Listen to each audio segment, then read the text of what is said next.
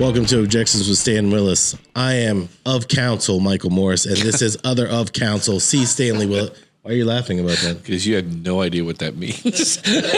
Actually, I know. I heard it. I heard it on television. I was like, "What does that mean? What does that mean?" What does it mean? Yeah. So, as a lawyer, you have different ways that you can associate with a firm. You can be a partner in the firm. You can be an associate to the firm, which is basically your employee, or you can be of counsel. And what of counsel means is that you share responsibilities on some cases, but not necessarily all cases. Oh, so I said it right because I believe. Here's what I thought. But you actually have to be a lawyer. No. I don't have time for that. What I want is... Which means you have to pass a bar, and we all know, but you've never passed a bar. That only applies to anyone in the Kennedy family.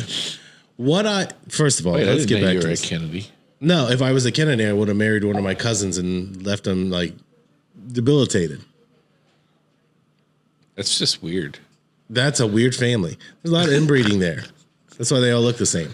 Anyway, that wasn't the point. How do I get to be a lawyer? Arnold Schwarzenegger. There's only one Arnold Schwarzenegger. Well, there's his son with his Mexican maid, right? Who he doesn't use the Schwarzenegger. Arnold and Maria don't have any kids. No, they have kids. He just had kids with his housekeeper. Well, I knew that. Oh, sorry, one kid. As far as we know, in California, is that okay? Can you have one kid with somebody? He was governor of California, so as far as I can tell, you can do whatever you want. In Vermont, I think they would frown on it, but in California, it's fine. The cool thing about being governor of California is you can make all kinds of stupid rules that everybody has to follow, but you don't have to follow. Did you? Now we're talking about the Super Bowl down the road. And even though they recall you, you still get to be governor, and you can blame Donald Trump. It's Donald Trump's fault. Do you feel like everything would be Donald Trump's fault for like the next 8 years? I know. I blame him for everything. Listen, when there's traffic, I stubbed my toe this morning. I was like, freaking Donald Trump. I still like when people get upset and they go, "Thanks, Obama." Do you remember people would say that? Oh, thanks, Obama. No matter what it was. Right. And now, but they're not saying it like in a funny way. They're mad at Donald Trump. Right. And he is on the golf course not giving a toss about what you think about it. Speaking of not giving a toss, the women's national soccer team just won a verdict of 20. The number, there's two different numbers. Is 22 million or 24 million in their lawsuit for equal pay. Is that a success of the court system, or is that setting up dangerous precedent? Or is that one and the same? Interesting thing. I think you've got a weird circumstance with the women's national soccer team because it's actually a national team that's kind of somewhat sponsored by quasi-government agencies along with other things, and they're not really. It's not truly a competitive environment like, say, the MSL, which is Major League Soccer, or MLS, FIFA. I'm not a soccer guy, so I'm not really up on all this stuff. No one's a soccer guy in this country. If you are a soccer guy in this country, you're dating a soccer guy in this country. Fair enough. Yeah. So anyway, I'm not really up on all the soccer thing, but it's not truly a competitive environment, like a free enterprise environment. So to a degree, there's a way that maybe the application is different because you're not talking about purely a meritocracy or a form of payment for people. Don't talk that to me. I'm of counsel. I know what you mean. Okay. Does he know what I mean? Nate doesn't think you know what I mean. Nate doesn't know what a meritocracy or a lawyer means. It doesn't matter. How about a meritocracy? I just made up a word. That's my band name. Go on. So anyway, it's not strictly that kind of environment. So I guess an argument could be made that because men's soccer and women's soccer that's basically sponsored by the government, because they're not really making money the same way that like a private team in the major, or like an NFL team or an NBA team. The big four: hockey, baseball, football. Since they're not really making money in that way, they're really getting subsidized by sponsorships and stuff like that. I think you've got a little, maybe a little bit better argument. There should be equal pay for equal time, but I think it's somewhat dangerous in some ways. Not because I mean, more power to them. Yeah, I'm happy that they're going to get their big checks, and that's wonderful for them. But at the end of the day, the value, especially for things that are like entertainment, the value for entertainment comes in how you sell that entertainment, right? And so if you look at like, let's say that the folks in the WNBA, let's say they all decide, we're gonna sue because we should be getting equal pay to the guys in the NBA. Well, that's impossible. Right. I mean, it's fundamentally impossible for WNBA players to be paid at the same level that NBA players because there's just not that much money available. Well, there's not that much interest either. Well, right. I mean, the NBA gets contracts with Nike, networks, Spalding, Gatorade, and the Chinese government, and things like that. That's the bulk of it. And the WNBA doesn't have these things. Now, I think, if you're talking an equal world, let's say the WNBA made as much money as the NBA does, then their players should be paid. Let's say it made any money at all. So it loses tens of millions of dollars. Right. Now, I want people to understand that are listening or watching this. We both have daughters. They both play ball. Like, my daughter loves the Dallas Wings. Right. And the so we will watch that, but we will only watch that. She loves that team. It's funny because she loves it because of the horse mascot. Well, aside from that, my law firm is owned 70% by women. So the law firm that I'm in is owned 70% by women. I don't have a. Could sue. I could be of counsel and sue, so you can get more money from those eggs. Actually, make less money than two of my partners. Anyway, I think that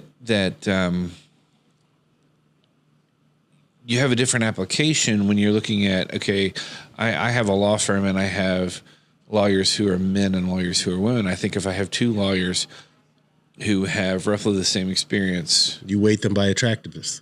No. No? No.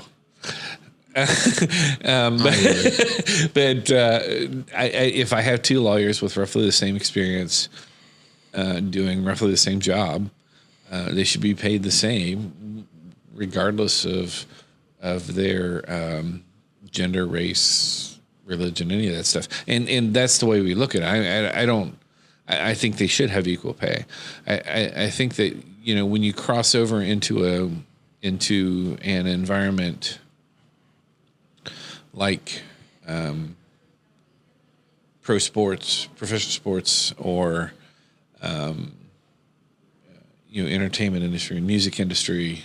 Well, take actors like and actresses, right? So that was a kind of a big deal when they started leaking what actors were being paid. Right. There is, and I don't know if they still use this or not, but there was a thing called a Q rating. Right.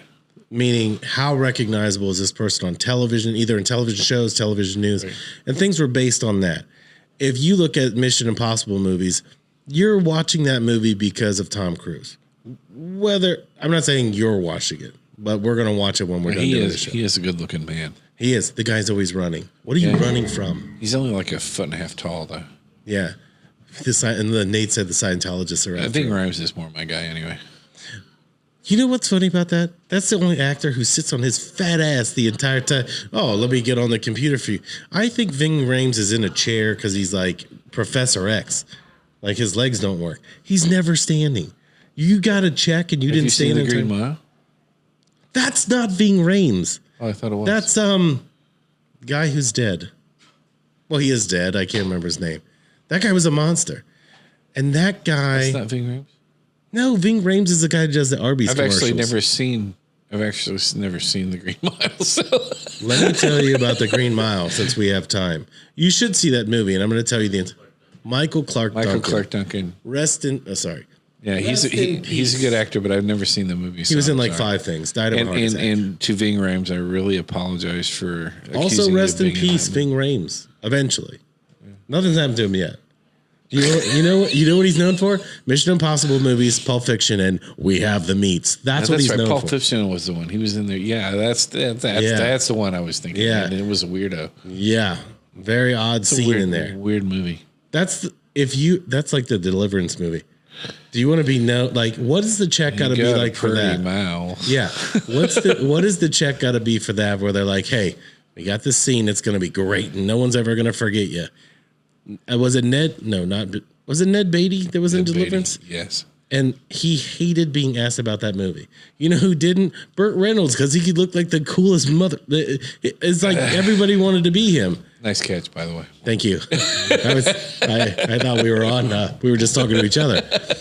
But when they go to what actors and actresses are being paid, I think it is unfair for a company to make a deal like the Star Trek films. They just announced Star Trek 4. They don't have the cast signed. So they announced it anyway for a release of Christmas 2023. Nobody signed, so you have zero leverage. Uh-huh.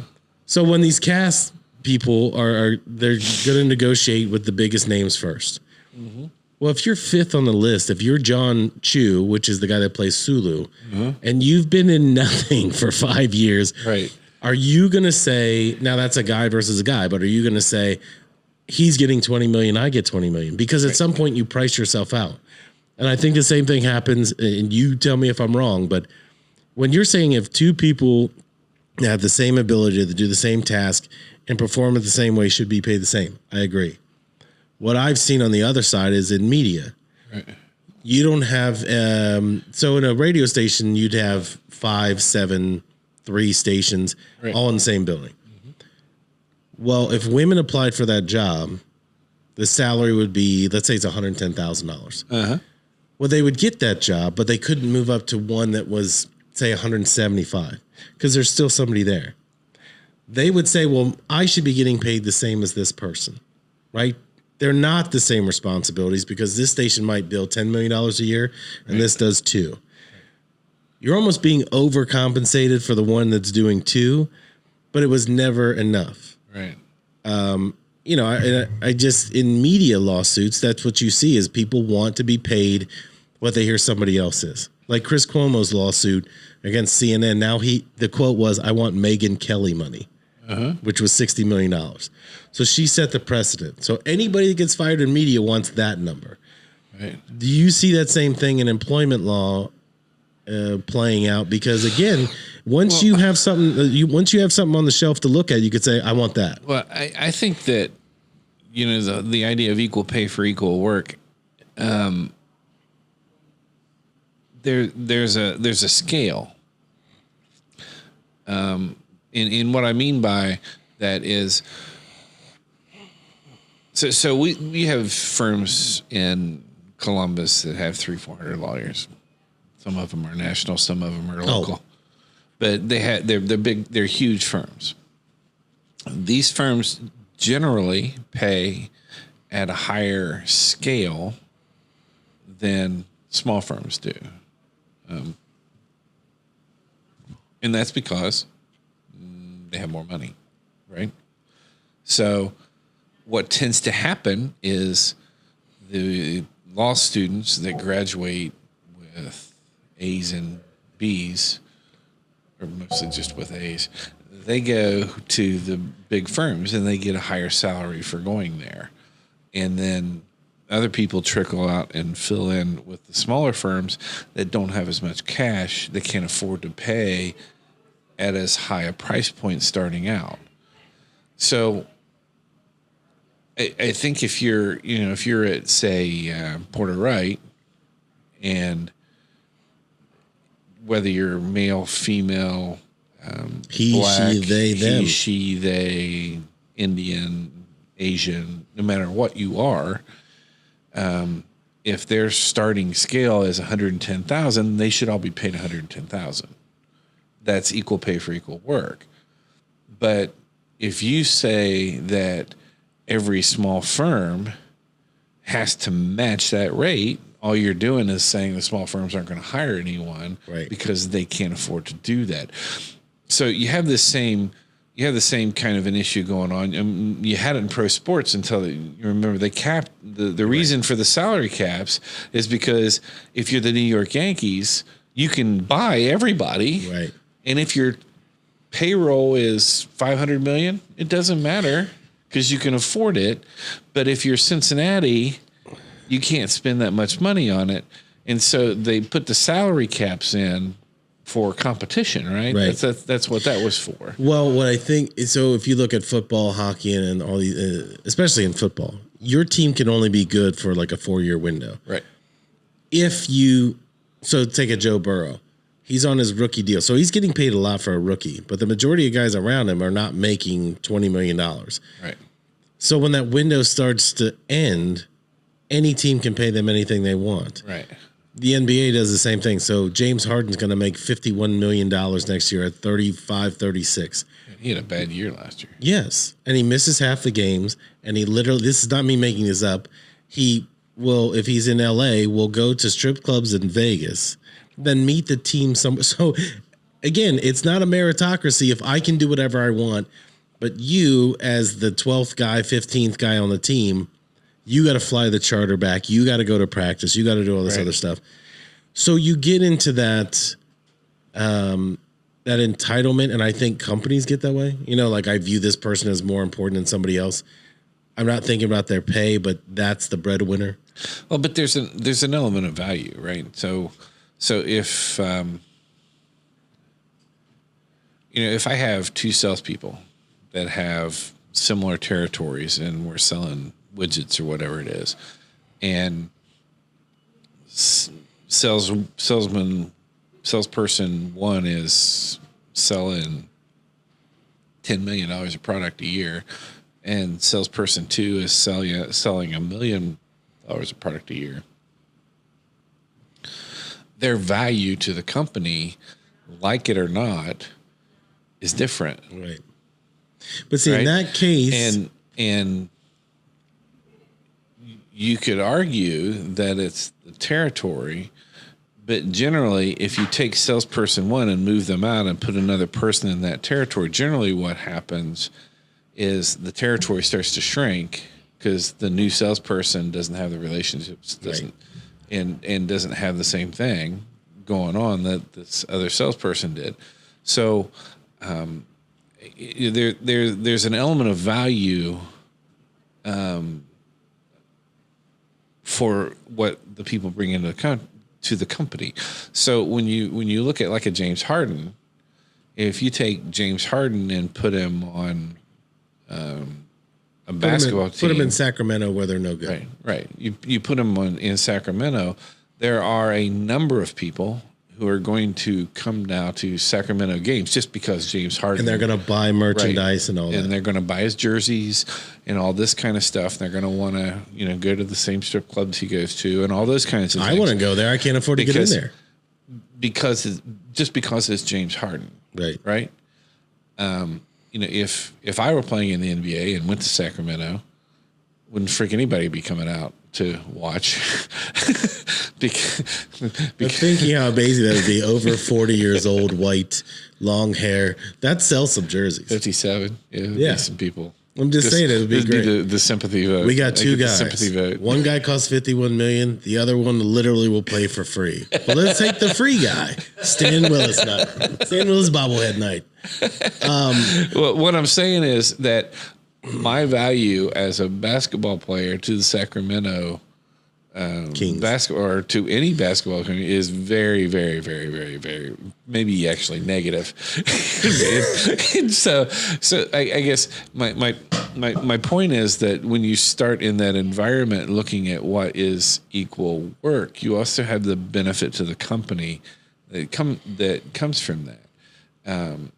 So I think that going back to our soccer example,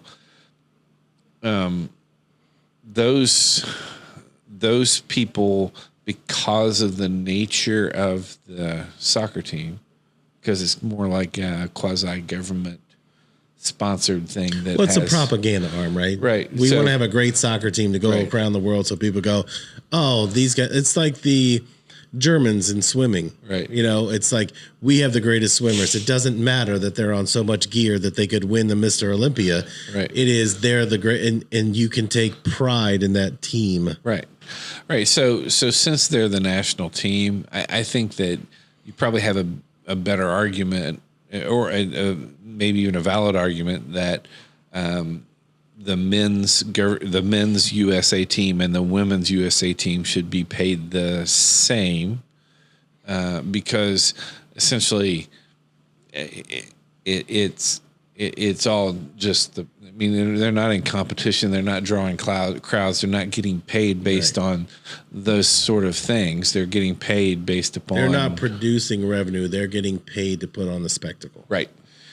And so because of that, I would say they have a better argument than like the WNBA trying to argue that they should be paid the same as the. But see, I think it opens the door, and again, it certainly opens the door, and you're probably going to see those lawsuits. But essentially, the thing is, and I don't know if I'm usurping what you were going to say or not, but if there were a court ruling that said the WNBA had to pay the same as the NBA, all you would do is shut down the WNBA. Okay, well, that's part of my question. That's all that would happen. Because so how the WNBA works is NBA owners started this, and it was kind of I'm not trying to slight them at all, but it was what owners would do is they would have like Barnum and Bailey circus come in. So if the Celtics, they needed something to do during the summer, so you'd have the Ice Capades was started and Barnum and Bailey and that, putting it all indoors because that building would sit unused for like 260 days. Right. That's why you have Monster Truck or Monster Jam and all this other stuff. It is the Which people. Is awesome, by the way. It is awesome. First of all, it's the best thing you can do for your dollar. Yeah, who wouldn't want to watch trucks run over cars? But you only get that once or twice a year, right? So what the person that owns the building is trying to do is make revenue off of parking and selling pop and all that other stuff, soda in the Northeast, whatever. But they said, okay, we'll start this women's league because NBC was going to really push this to the top. It got them no ratings, so they get rid of it, right? So I am for people getting paid what they're worth. What Absolutely. I'm not for is that if you are something that loses money that's subsidized by somebody else, right. It's almost like you're ungrateful that you got the opportunity because women's sports, if you want to make money in volleyball, basketball, you can get paid overseas. So the opportunity exists. It's just you want it here in your backyard. If they turn around and say LeBron makes $30 million, we don't even have $1 million player. The first time they do that, my question is, if the owners say we don't want the team anymore, because Detroit has lost their team, other places lost their team, and somebody came in and bought it for like $2 million, like a Dwayne Wade or somebody that has that kind of money. But if they lose it, you're going to kill you off your own league. So the generations behind you aren't going to get to play because you're going to die on this hill. Can they shut it down? My question is, can they shut it down? Because the owners could say, hey, we don't have the money for this, or we don't want to throw the money into it. That is my bigger question is, can you stop it from happening for a financial reason? I know that's more of an open-ended thing, but I'm thinking you talking about from a legal basis, or I guess I'm. Yes, I mean, well, could they turn around and sue? So the guy that James Dolan owns the Knicks also owns the Liberty. Right.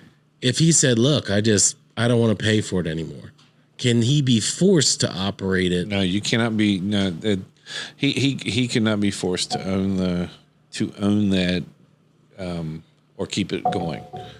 And even if it's losing money, I mean, no more than I could be forced to keep my law firm open if it were losing money. I mean, my employees can't sue me and say you can't shut this down because we need because I need a check. Right. You can't do that. I need something to do during the day. So you would have the same thing with the WNBA.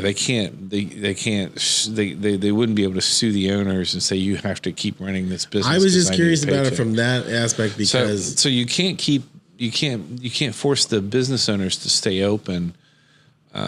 So I mean, obviously the argument that you're going to be making in court is you want to be paid all this money, but here are the facts. Here's how much money there is.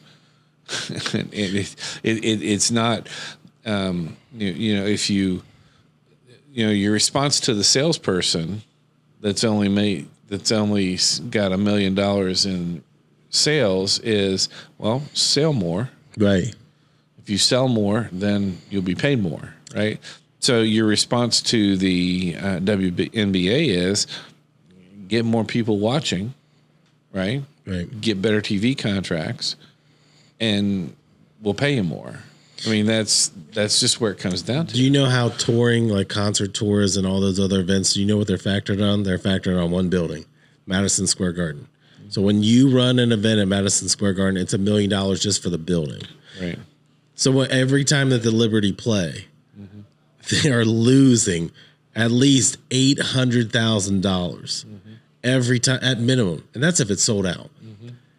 So what happens is, say Elton John is going to tour, and they're going to say, whatever the price of the ticket is, there is the price of the ticket nationwide, and that's how it's been for 20 some years. And you know the ugly little secret that no one is talking about, that no one will talk about, is that when you look at women's sports, women don't support women's sports. I mean that's the fundamental problem. If women supported women's sports the way that men support men's sports, then women's sports would be a lot more popular. Right. But the fact is that most women don't. My wife does not love going to sporting events. My daughters do not love going to sporting events. My son loves going to sporting events, right. and it just it's. I don't know why. I don't know if that's cultural. I don't know if that's genetic. I don't know what the cause of that is. Could just be interesting. But what I do know is that women do not go to sporting events the same way that men go to sporting events. If women supported women's sports the way that men support men's sports, we wouldn't be having this discussion. I've taken a lot of people's wives to events. Some of them are sporting, some of them are a Holiday Inn, and they don't. You're right, they're not into all that. Stan, that's it for this week. But I'm glad we got this topic in, because now it's going to seem like, at least we said we don't hate all women. We just hate women that play in the WNBA. We'll see you next week.